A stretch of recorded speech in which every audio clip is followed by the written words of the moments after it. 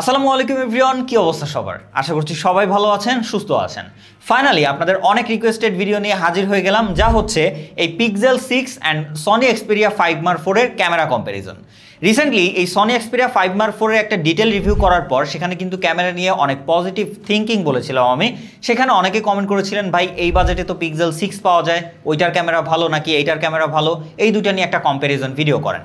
Finally বেশ কিছুদিন camera sample নিয়ে ডিটেল ঘাটাঘাটি করার পর আপনাদের মাঝে এই দুইটা ডিটেল একটা ক্যামেরা এক্সপেরিয়েন্স এবং রিভিউ শেয়ার করবো এই ভিডিওতে। অ্যান্ড আমাদের আজকের video sponsor Mahi mobile A to Z, যাদের কাছে আপনারা দুইটা স্মার্টফোনই পেয়ে যাবেন। আপনাদের রিকোয়েস্টে এই দুইটার ক্যামেরার অবস্থা কেমন সেটা জানাবো এই ভিডিওতে, কারণ দুইটাই কিন্তু এই মুহূর্তে পিওন মার্কেটে 23,000 টাকা রেঞ্জে পাওয়া যাচ্ছে। সো বেশি কথা বলবো না, আর চলুন শুরু করা যাক, এবং এই ইনফরমেটিভ ভিডিওটার জন্য হলেও অন্তত চ্যানেলটা সাবস্ক্রাইব করে পাশে থাকবেন। শুরুতে ক্যামেরা সেটআপের দিকে আসলে পিক্সেলে সর্বপ্রথমেই একটা জায়গায় কস্ট কাটিং দেখবেন, সেটা হচ্ছে এখানে কোনো টেলিফটো লেন্স নাই, যেটা কিন্তু আবার এই সনি 5 Mark 4 এ রয়েছে। প্রথমত চলে যাই মেন ক্যামেরার ডেলাইট স্যাম্পলে। দুইটা ক্যামেরাই আমরা একদম খুঁটিয়ে খুঁটিয়ে দেখেছি ছবিগুলো, তবে ডিটেলের দিকে আসলে দুইটাতেই কিন্তু আমরা অলমোস্ট সিমিলার ডিটেল দেখতে পেয়েছি। কোনোটায় কম বা কোনোটায় অনেকখানি বেশি, এরকম কোনো তফাৎ দেখিনি। দেন কালারের কথায় আসলে পিক্সেলটা কিন্তু একটু বেশি ন্যাচারাল কালার দেয়, অপেক্ষাকৃত এখানে সনি একটু আপনারা ওয়ার্ম কালার লক্ষ্য করবেন, তার পাশাপাশি একটু পিঙ্ক টাইপের কালার আউটপুট দেয়, যেটা কিন্তু আমি সনির প্রত্যেকটা স্মার্টফোনেই দেখেছি এবং রিভিউতেও সেটা বলে থাকি। তবে হ্যাঁ, ডাইনামিক রেঞ্জের দিকে আসলে একদম ক্লিয়ারলি বেটার করছে এখানে পিক্সেল, তার প্রসেসিং খুবই ভালো, যার জন্য একদম হার্শ লাইটেও কিন্তু আমরা দেখতে পেয়েছি ডাইনামিক রেঞ্জ খুব ভালো মতো মেনটেন করছিল পিক্সেলের ফোনটা। আকাশের দিকে যদি আপনারা ম্যাক্সিমাম পিকচারগুলোতে লক্ষ্য করেন, প্রত্যেকটা লেন্সই আপনারা দেখতে পাবেন যে পিক্সেল কিন্তু বেটার ডাইনামিক রেঞ্জ হ্যান্ডেল করতে পারছে, যেখানে সনিটা একটু পিছিয়ে থাকবে। তবে হ্যাঁ, একটা বিষয় আপনাদেরকে শুরুতেই বলে রাখি, এই যে ডাইনামিক রেঞ্জ হ্যান্ডেল, এইটা সনিতে বেটার হওয়ার কারণে একটা যে প্রবলেম হয়েছে সেটা হচ্ছে শ্যাডো এরিয়াগুলোকে সে কিন্তু একটু বেশি ডার্ক করে ফেলতেছে হাইলাইট এরিয়াকে নর্মাল করার জন্য। সেক্ষেত্রে সামারিতে গেলে আমি বলবো যে পিক্সেলের ক্যামেরাটা ন্যাচারাল পিকচারের জন্য বেশ ভালো, বেশ ন্যাচারাল কালার এবং তার পাশাপাশি বেশ ভালো ডাইনামিক রেঞ্জ মেনটেন করতে পারে, যার জন্য ন্যাচারাল পিকচারগুলো দেখতে সুন্দর লাগে। বাট আপনি যদি হিউম্যান পিকচারের কথা বলেন, সেখানে কিন্তু শ্যাডো এরিয়া বেশ ভালো মতো ম্যানেজ করার কারণে বা এক্সপোজার আলো থাকার কারণে সেখানে কিন্তু আপনারা এই সনির ক্যামেরা দেখতে বেশ ভালো পিকচার আউটপুট পাবেন। Otherwise social media ready to upload পিকচারের ক্ষেত্রেও হিউম্যানের দিকে সনিটাই এগিয়ে থাকবে।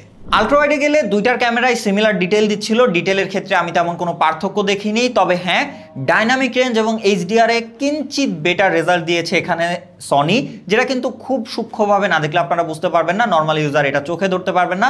ডাইনামিক রেঞ্জ এবং এইচডিআর ব্যালেন্সে এই যে পিক্সেল, এটা কিঞ্চিত বেটার রেজাল্ট দিচ্ছে। ফ্রন্ট ক্যামেরা আসলে কোনো রকম কনক্লুশন ছাড়াই আসলে সনি এখানে বেটার বা উইনার হয়ে যাচ্ছে, কারণ এখানে আপনারা যদি প্রত্যেকটা পিকচার লক্ষ্য করেন তাহলে দেখবেন যে ডিটেল এবং কালার ব্যালেন্স বা কালার রিপ্রোডাকশনের ক্ষেত্রে সনি কিন্তু বেটার আউটপুট দিচ্ছে, যেখানে পিক্সেলে আমরা কিছু কিছু জায়গায় একটু কালার শিফট হতে দেখেছি।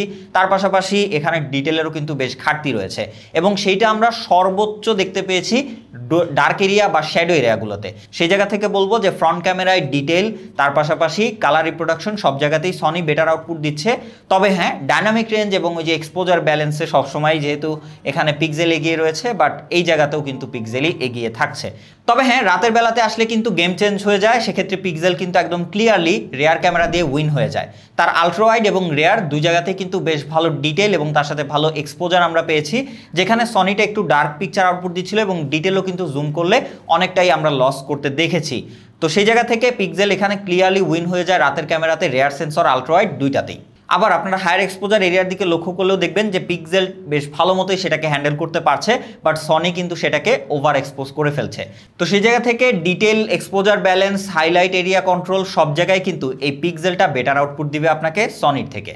তবে দিনের বেলা পাশাপাশি রাতের বেলাতেও ফ্রন্ট ক্যামেরাতে এসে সনি কিন্তু ক্লিয়ারলি উইন হয়ে যায়। প্রত্যেকটা পিকচার দেখলে আপনারা সেটা লক্ষ্য করবেন, ডিটেল তার সাথে কালার রিপ্রোডাকশন সব দিক থেকেই কিন্তু সনি বেটার আউটপুট দিচ্ছে, যেখানে পিক্সেল ডার্ক এরিয়াগুলোকে একদমই কিন্তু ডার্ক করে ফেলতেছে, শ্যাডো এরিয়াগুলোকে এখানে ডিটেল নাই বললেই চলে।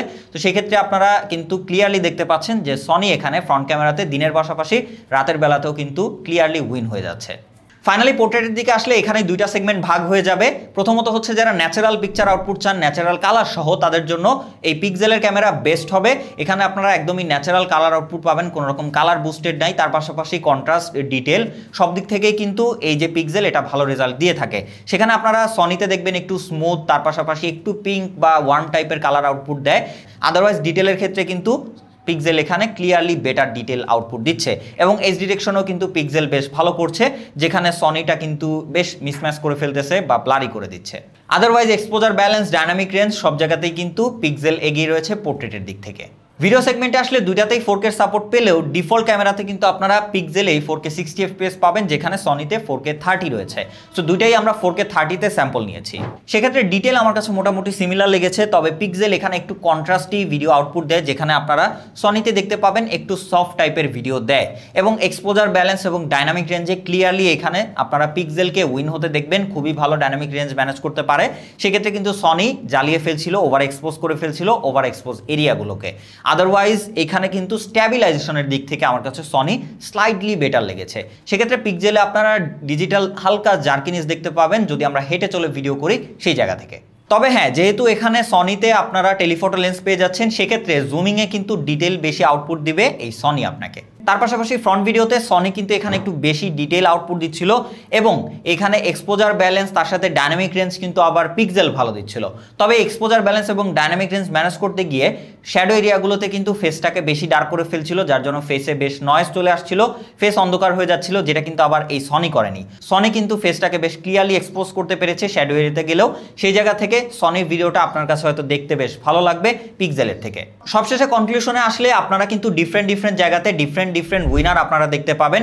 রেয়ার ক্যামেরা আলট্রা ওয়াইডে এখানে আপনারা সনিও ভালো রেজাল্ট পাবেন, পিক্সেলেও ভালো রেজাল্ট পাবেন। তবে পিক্সেলে আপনারা ওই যেটা বললাম যে বেটার ডাইনামিক রেঞ্জ এবং বেটার এক্সপোজার ব্যালেন্স দেখতে পাবেন। আবার যদি আমরা ফ্রন্ট ক্যামেরা আসি, সেখানে রাতের পাশাপাশি দিনে সব জায়গাতেই কিন্তু এই যে সনি এটা বেটার রেজাল্ট দিচ্ছে। পোর্ট্রেটের দিকে আসলে দুইটাই ভালো, তবে ন্যাচারাল এবং ট্রু কালার আউটপুট দিচ্ছে কিন্তু পিক্সেল, যেখানে সনি একটু কালার বুস্টেড একটু হোয়াইট টাইপের কালার আউটপুট দিচ্ছে এবং ভিডিওতেও ডিফারেন্ট জায়গায় দুইটাই বেশ ভালো আউটপুট দিচ্ছে।